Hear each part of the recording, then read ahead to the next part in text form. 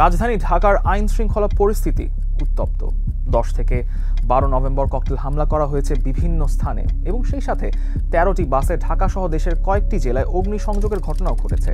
গত 3 দিনে ঢাকার গণপরিবহন, প্রধান উপদেষ্টা ও মৎস্য উপদেষ্টার সঙ্গে সংশ্লিষ্ট প্রতিষ্ঠান, জাতীয় নাগরিক পার্টির কার্যালয় ও আন্তর্জাতিক অপরাধ ট্রাইব্যুনালের তদন্ত সংস্থা সহ বিভিন্ন স্থানকে লক্ষ্য করে এই সকল হামলার ঘটনা ঘটেছে।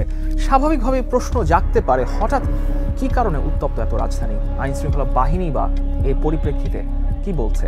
সামনের দিনগুলিতে কি পরিস্থিতি কোন দিকে যাবে?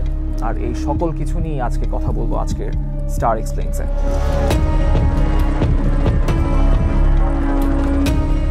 10 নভেম্বর প্রথম বিস্ফোরণটি ঘটে দিনের আলো ফোটার আগেই। সময় তখন ভোর 3:45 কাছাকাছি।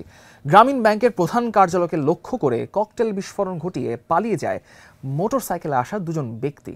এর 4 ঘন্টারও কম সময়ের মধ্যেই আবার একই কায়দায় ককটেল নিক্ষেপ করা হয় মৎস্য ও প্রাণী সম্পদ উপদেষ্টা ফরিদ আক্তারের মালিকানাধীন প্রতিষ্ঠান প্রবর্তনাকে লক্ষ্য করে।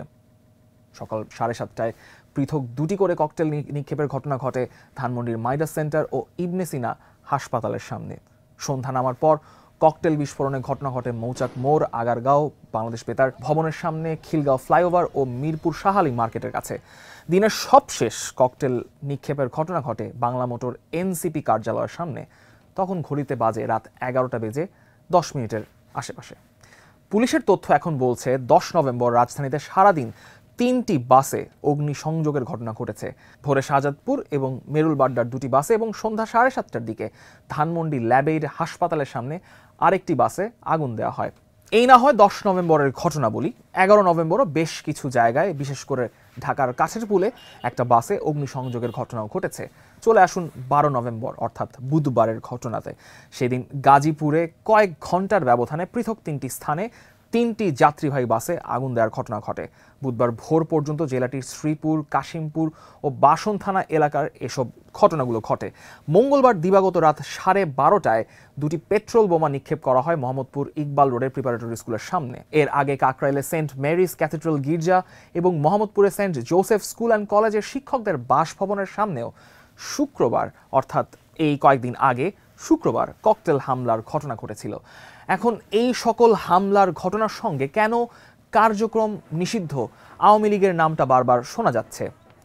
তার কারণ হচ্ছে আগামী 13 নভেম্বর ঢাকা লকডাউনের ঘোষণা দিয়েছে কার্যক্রম নিষিদ্ধ সংগঠন আওয়ামী লীগ। এই দিনটায় 13 নভেম্বর আন্তর্জাতিক অপরাধ ট্রাইব্যুনাল থেকে ক্ষমতাচ্যুত প্রধানমন্ত্রী শেখ হাসিনার বিরুদ্ধে দায়ের করা একটি মামলার রায় ঘোষণার তারিখ নির্ধারণ হওয়ার কথা রয়েছে। পুলিশের গোয়েন্দা শাখার প্রধান শফিকুল ইসলাম এর আগে বলেছেন, আওয়ামী লীগের কিছু কর্মী প্রকাশ্যে বলেছে তারা তাদের নেতাদের জন্য যে কোনো কিছু করতে প্রস্তুত আছে। তাই পুলিশের গোয়েন্দা শাখা ঢাকার হামলায় আওয়ামী লীগ ও অন্যান্যদের সংশ্লিষ্টতা নিয়ে তদন্ত করছে। ঢাকা মেট্রোপলিটন পুলিশ বুধবার জানিয়েছে, রাজধানীর বিভিন্ন স্থানে অভিযান পরিচালনা করে কার্যক্রম নিষিদ্ধ এই আওয়ামী লীগ ও সহযোগী সংগঠনের প্রায় 44 নেতাকর্মীকে গ্রেপ্তার করেছে ঢাকা মহানগর গোয়েন্দা পুলিশ বা ডিবি। অপরদিকে প্রধান উপদেষ্টার প্রেস উইংয়ের বিবৃতিতে এটাও জানানো হয়েছে যে ককটেল হামলার ঘটনায় জড়িত থাকার অভিযোগে 28 বছর বয়সী এক ছাত্রলীগ সদস্যকেও ডিএমপি আটক করেছে। এবং খুব স্বাভাবিকভাবেই এখন ঢাকায় সর্বোচ্চ সতর্কতা জারি করা হয়েছে সরকার থেকে। ঢাকা জুড়ে দফায় দফায় ক্রুড বোমা, ককটেল নিক্ষেপ ও বিস্ফোরণের ঘটনার প্রেক্ষিতে তাই রাজধানীতে এখন সর্বোচ্চ সতর্কতা চলছে। ঢাকাতে 12 প্লাটুন এবং ঢাকার বাইরে আরও 2 প্লাটুন সহ মোট 14 প্লাটুন বিজিবির সদস্য মোতায়েন করা হয়েছে। পরবর্তী নির্দেশনা না দেওয়া পর্যন্ত বিজিবি মোতায়েন থাকবে এই রকম পরিস্থিতিতে 12 নভেম্বর সকাল থেকে শাহবাগে অবস্থিত হোটেল ইন্টারকন্টিনেন্টাল, হাইকোর্ট এলাকা, ঢাকা বিশ্ববিদ্যালয়ের কার্জন হল এলাকা এবং মিন্টু রোডে বিজিবি মোতায়েন করা হয়েছে। এর আগে গত শুক্রবার রাজাবাগ পুলিশ লাইনে বিশেষ নিরাপত্তা সভা অনুষ্ঠিত হয়েছিল, যেখানে পুলিশের ঊর্ধ্বতন কর্মকর্তারা সামগ্রিক আইন শৃঙ্খলা পরিস্থিতি পর্যালোচনা করেন এবং রাজধানীর সব থানাকে টহল, নজরদারি ও গুরুত্বপূর্ণ স্থাপনায় নিরাপত্তা জোরদারের নির্দেশও দিয়ে রাখেন। বাংলাদেশ পুলিশের মুখপাত্র AHM শাহাদাত হোসেন এর আগে বলেন, গোয়েন্দা তথ্যের ভিত্তিতে নাশকতায় জড়িতদের তারা গ্রেপ্তার করেছেন। যাকেই জড়িত পাওয়া যাবে সঙ্গে সঙ্গেই ব্যবস্থা নেওয়া হবে।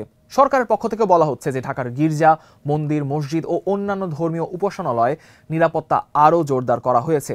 এছাড়া ঢাকা মেট্রো রেল পরিচালনাকারী প্রতিষ্ঠান Dhaka mass transit company limited পরবর্তী নির্দেশনা না দেওয়া পর্যন্ত সেই সংস্থাটির সকল কর্মকর্তার সব ছুটি বাতিল করেছে।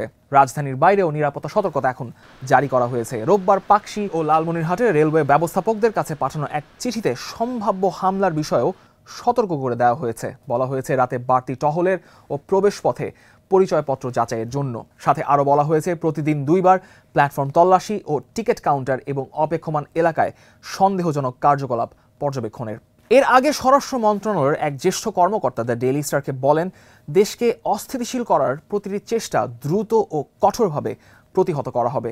জননিরাপত্তা, জাতীয় ঐক্য ও গণতান্ত্রিক রূপান্তরের সুরক্ষায় তাদের অগ্রাধিকার। দ্য ডেইলি স্টার.net-এ যে কোনো মুহূর্তের আপডেট পেতে ভিজিট করুন দ্য ডেইলি স্টার.net-এর ওয়েবসাইট। একই সঙ্গে ফলো করে রাখুন দ্য ডেইলি স্টার.net-এর ফেসবুক পেজ, সাবস্ক্রাইব করুন দ্য ডেইলি স্টার.net-এর ইউটিউব চ্যানেলটাও।